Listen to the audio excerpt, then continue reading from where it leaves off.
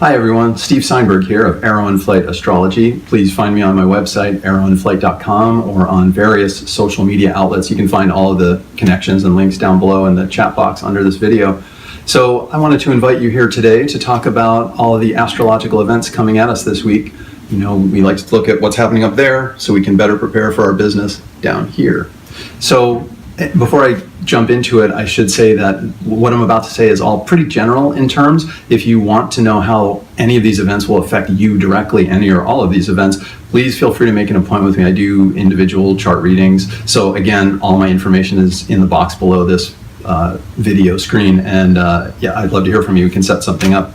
So the big things coming our way this week involve the planet Mercury and the sun, both moving through a filter of the sign of Gemini. So lots of things having to do with information and communication are on the menu this week. And then midweek, we have a big retrograde to look at. Neptune, the planet named after the god of the sea, has to do with our mysticism and spirituality. It's turning retrograde, so we'll take a look at what that means.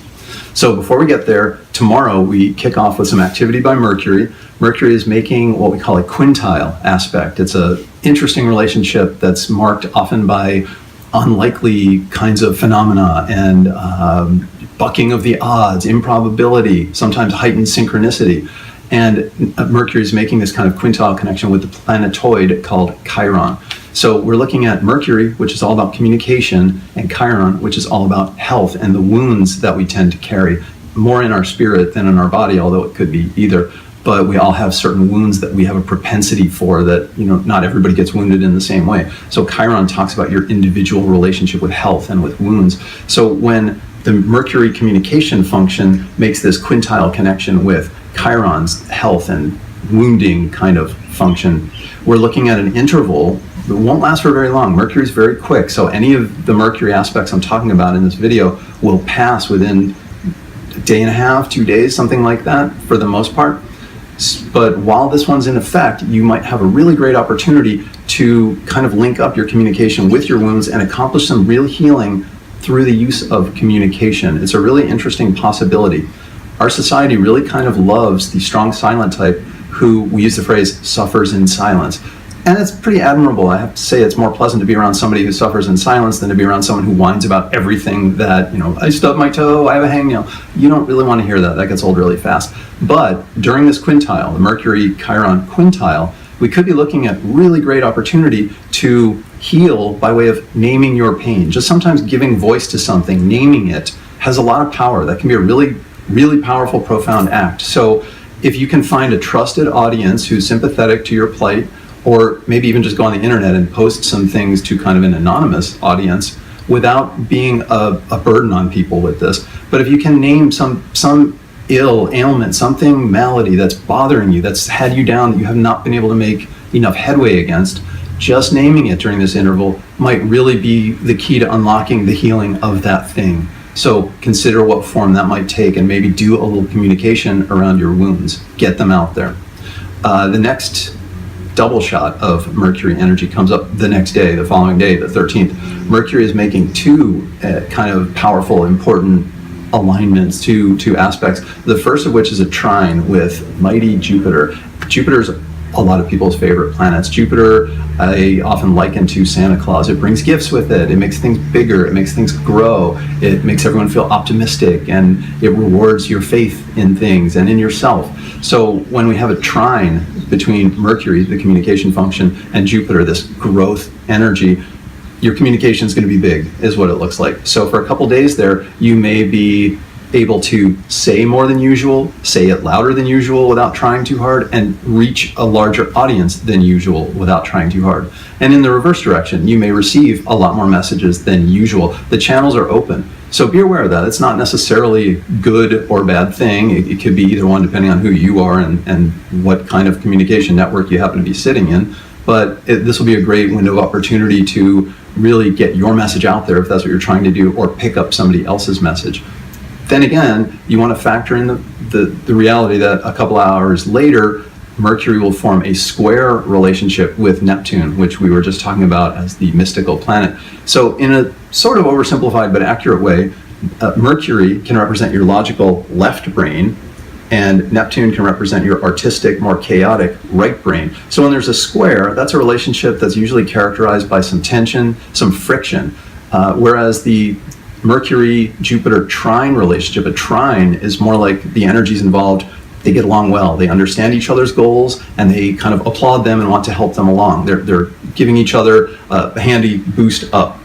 However, the square is kind of the opposite. The planetary energies almost seem to be trying to undermine each other, trying to make sure the other does not succeed in its mission. That's how it can feel. So if your left brain and your right brain are almost at war with each other for a day or two, that might not be the most comfortable feeling, especially if the communication function represented by Mercury is being made bigger by Jupiter. So it could be that during this period, the upshot of all this is you might be taking in a ton of information, more than usual, even if you're not trying. And if you do try, you might be able to expand your nets even wider. However, it might be that the disconnect happens in trying to decipher or interpret all the information that you're taking in, where your logical left brain wants to jump in and put everything into an orderly fashion. You might not be firing on all cylinders there during the early part of this week when that happens. So it might be that it's a great time to just amass as much information and data as you can possibly take in. Just don't try to do much with it. Don't try to process it for a few days. Just wait until these aspects have kind of had time to fade, and then reapproach all of the data that you collected, and then see what patterns you see. And you probably will find you won't be as inclined to second guess your impressions or to get in your own way, to self-sabotage. So just think about that. Take in a ton of information at the beginning of the week, but don't necessarily try to do anything with it. Don't try to put meaning to it just yet. Give it a few days and then circle back to it. So that's the 13th. On the 15th, we have another powerful aspect forming. This one won't be as fun as when Jupiter gets involved. This is the Sun, also in Gemini, forming an opposition with Saturn, which will be across the way in Sagittarius. Saturn, unlike Jupiter, which makes things bigger, Saturn tends to restrict and make things feel smaller. And it's not a lot of people's favorite planet. The effects of Saturn, Saturn demands excellence. So when it gets in the picture, if you're working with it and you're living up to its standards, you can achieve amazing things. But it's almost never pleasant, even when you are on point with your processes. And when you're not, it's highly unpleasant quite often when Saturn gets in the mix. So when the Sun, which is the core of your identity, and Saturn are at odds, this is a period when you might be inclined to feel things like loneliness, sadness, ineffectual kinds of feelings, like you yourself are ineffective, you have a lack of control in your own life. You may be inclined toward depression. Saturn can make you feel overly serious, humorless. It can be a difficult energy to process. So hopefully, just by watching this video, you're going to be forewarned that you might feel this way toward the middle of the week for a couple of days. And the Sun's not as quick as Mercury, but it will still move on quick enough that this aspect will fade after, the major effects of it will fade after 2, maybe 3 days tops. So the peak of it should be on the 15th. And during this time, maybe allow these feelings to wash over you if you do feel them, understanding that this too shall pass. These feelings won't last forever, and they might be in a way as much from external sources that are not really inherent to you. So you don't have to hang on to them. Don't beat yourself up during this time. Try to cut yourself slack. It might also be a great time to write down, if you can, some of the things that you're most likely to feel depressed about, isolated about, sad about, ineffective about. See what your hot button Saturnian issues are. This can be tremendous fuel for positive change later, after you get out of the sad period, the lonely period, the depressed period. And hopefully it won't be too bad for you, but there might be this tendency you might notice. So definitely worth flagging that one, and just kind of keep track on your emotional barometer there and see how you're doing in the middle of the week, and give yourself a break if at all possible. The day after, the 16th, this is kind of a big happening up there. The planet Neptune goes retrograde. We all talk about retrograde, and everyone kind of has learned enough about it to fear Mercury retrogrades. It's not necessarily a terrifying prospect when a planet turns retrograde. In layman's terms, it means that it looks to us from planet Earth that a planet we're watching suddenly stops and starts moving backwards. It's kind of an optical illusion. We know the planets aren't actually stopping and moving backwards, but in astrology, these periods do have their meaning. So usually when a planet turns retrograde, more than anything else, it can seem like that planet's function goes haywire a little bit, but mostly it means that the planet's energies, the energies that it symbolizes, are going to happen more in the internal plane rather than the external. It's like the planet turns its focus inward. So with Neptune, this can translate as a period of very intense, strong access to messages that come up from the inner world, from the subconscious, from our dreams. Maybe synchronicities kind of proliferate around us and intensify at this time. But the other thing to keep track of is, think about it in this sense: if everyone's Neptunian energy suddenly turns inward all at the same time, there's a lot less Neptunian clutter out there to kind of gum up the works. So oddly enough, a lot of astrologers feel that during Neptune retrograde, we have a lot of clarity, so that our private psychic weirdness stays private and we're not kind of beaming it out at everyone else and picking up theirs. So you can actually get a lot of great thought done, both in a Neptunian way if you're looking at your inner landscapes, and even you might find that your left brain, represented by Mercury, is freed up and clear, not bombarded with everyone else's Neptune transmissions. You can get a lot of clear thinking accomplished. So we have about 5 months to work on this. Neptune goes retrograde on the 16th, stays that way until November 22nd. So kind of buckle your seatbelt for it, pack a lunch, and just work with your Neptune function. I do always counsel people to record things in journals, and a lot of people don't enjoy that process, but it might be worth it during Neptune retrograde, even more so than usual. Keep a dream journal. Even if it's really brief entries, try to remember our dreams fade incredibly fast unless you're one of these people that's really gifted with the ability to recall them. They tend to leak out onto the pillow almost before we open our eyes. So maybe just jot down a couple of lines, see if there's recurring symbols or plot lines in your dreams, and then try to decipher those. So the 16th, Neptune retrograde, could be big. And then we close with a double shot of energy coming out of Gemini again from the Sun and from Mercury. That's on the 18th. The Sun will be forming a sextile relationship with the planet Uranus.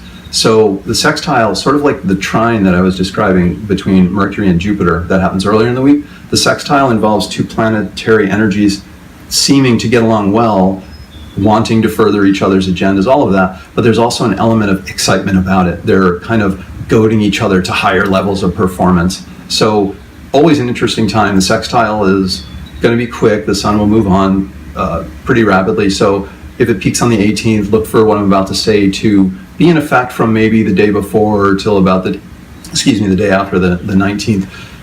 But what we're looking at here is our identity, symbolized by the Sun, mixing really well, favorably, with drive toward individuation, as we call it, symbolized by Uranus. Uranian energy wants nonconformity. It wants us to be unique and kind of weird and special and innovative, forward-looking. It likes evolution.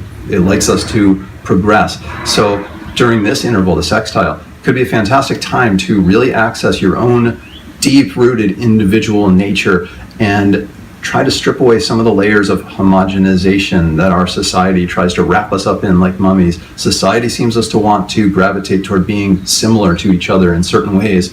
The planet Uranus wants us to do the exact opposite, to let our freak flags fly, as the saying goes. So kind of study your own inner freak flag and maybe give it some air during the end of the week and see what comes of it. The universe may reward you for doing it.